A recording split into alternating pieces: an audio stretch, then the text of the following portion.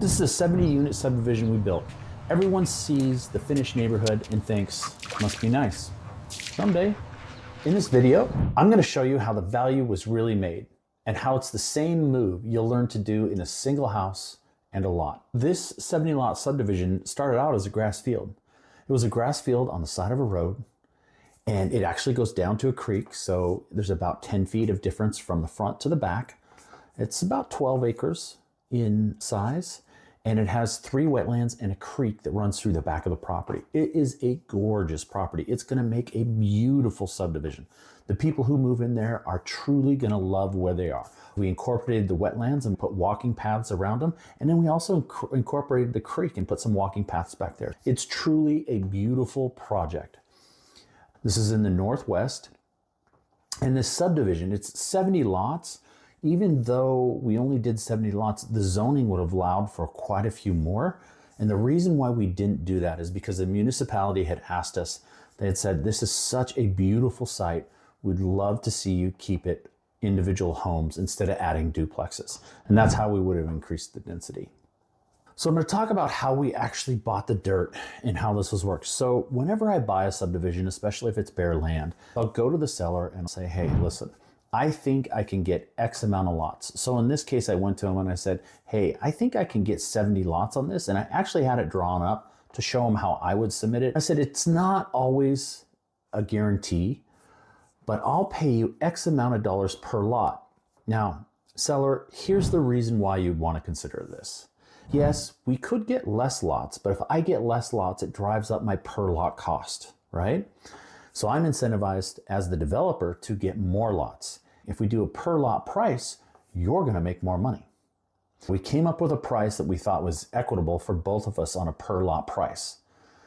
The next step was that we sent out all of our specialists. We had a wetland specialist go out to the site. Because we knew there were wetlands on there, we knew this was going to be very in-depth. And because there's a creek at the end of the site, we also knew that was going to carry some weight as well. So we put in the wetland specialist. Then we did a traffic study. We needed to make sure that the existing traffic lights in the path to this subdivision and the existing corners were going to all work and that it met the traffic guidelines for the city that it was in. And then we brought in the engineer and the surveyor. The surveyor measured the 4 corners of the property, and then they did what's a topo. And what the topo does is it tells us where everything is. It tells us where every tree is, how big it is, how tall it is. It tells us where every rock is. It gives us all the data. Why do we need that data? We use that data when we design the construction drawings for the subdivision, which is what the engineer does. Lastly, we'll take a soils engineer. Once we figure out where we think the road's going to go and where the detention pond's going to go, we'll send them out there and they'll go dig us a test pit and we'll actually fill it full of water and see how long it takes to drain. So we had talked to the seller, we got a price that we're going to pay per lot. They can make more money, and in most cases they do. We also sent out all of our specialists to make sure that this is a project that we'll go through and we can make this work. Basically, we took one large parcel and turned it into 70 smaller ones. We still had to go through the entitlement process. So all of our specialists sat down and we wrote this really long document. It's about 45 pages. And it tells the city why we meet their code and why they should approve this. Where we created the value was by sending our specialists out, taking that data, compiling it, and putting it into a brief that tells the city why this subdivision is a good idea and how it meets all their code and guidelines. Once we did that, the city votes on it. Then we get what's known as our entitlements. They'll say, hey, guess what? You can build this 70-lot subdivision here, and these are your conditions of approval. Usually the conditions of approval are things already in the code, but they just like to spell them out. Meaning you're going to follow the guidelines for our code for construction.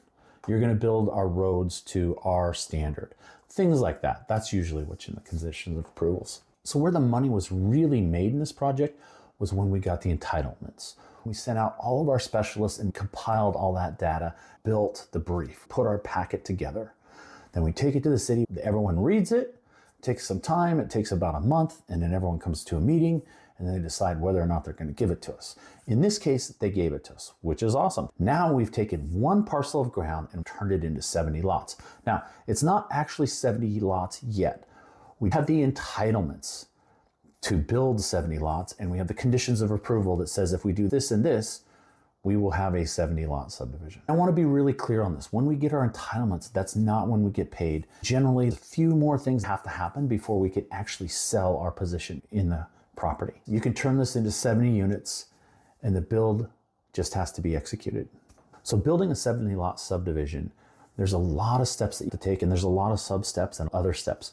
But bringing this full circle back to the BOGO method, how we teach to do this, is that when you strip it down, what did we do? We really just took one oversized piece of land and we changed what we could build on it by saying, hey, we want to turn this into 70 lots. Here's why you should allow us to do it. Here's why it meets your city's code. And here's the benefits to you. Will you allow us to do it? And so it's the same exact logic we use when we do a BOGO deal. You buy one parcel and legally create an extra lot. So you buy one and you create two. Recently, we bought a house, and that house had some extra land where we could divide off 2 lots. We sent our specialist out there. It's not as involved because we're not building city roads and putting in infrastructure like we were for a subdivision. But there are a few things you have to do, a topo, a survey, a couple other things that you need to do this. So we did all of those things and then we took it to the city and said, here's our packet, take some time, read it over, and then let's have a meeting about it. So they did that, they came back and had a meeting and they approved us. Difference between a subdivision and a BOGO deal is just that there's a lot more steps to a subdivision and it costs a lot more money. So when you're comparing the BOGO deals and a 70 lot subdivision like I just did, this is why I tell people, start with the BOGO deal. Start with the first one so that you can understand and learn the basic steps. Because when you get to that 70 lot subdivision, there's just a lot more steps. And if you don't understand the big steps or the big hurdles that take time, it can really cost you time and money. So that's why I say, don't start with the big projects. You can learn more on a $300,000 deal than on a $3 million deal. And you're going to make a lot more money a lot quicker and then do the $3 million subdivision. A question I get all the time is, will this work where I am? Now I'm going to tell you, I don't recommend that somebody goes into a major city and does this because all of that ground is pretty much taken and you got to go vertical.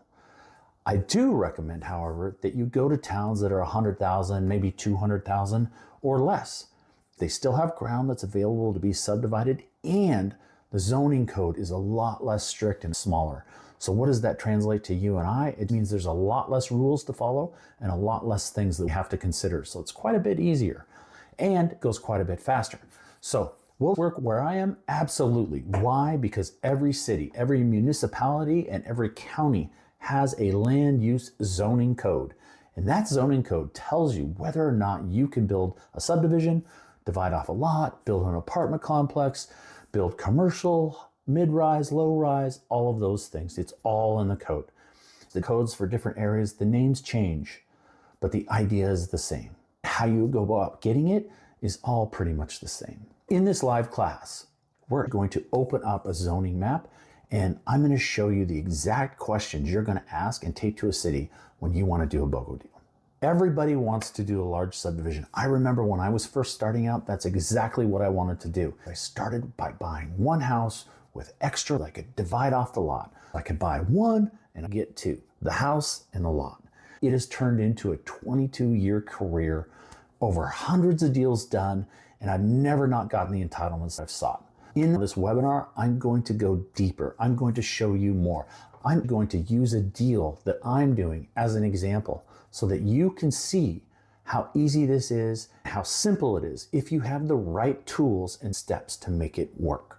I really hope I get an opportunity to meet you on this. This has changed my life and steered me for 22 plus years.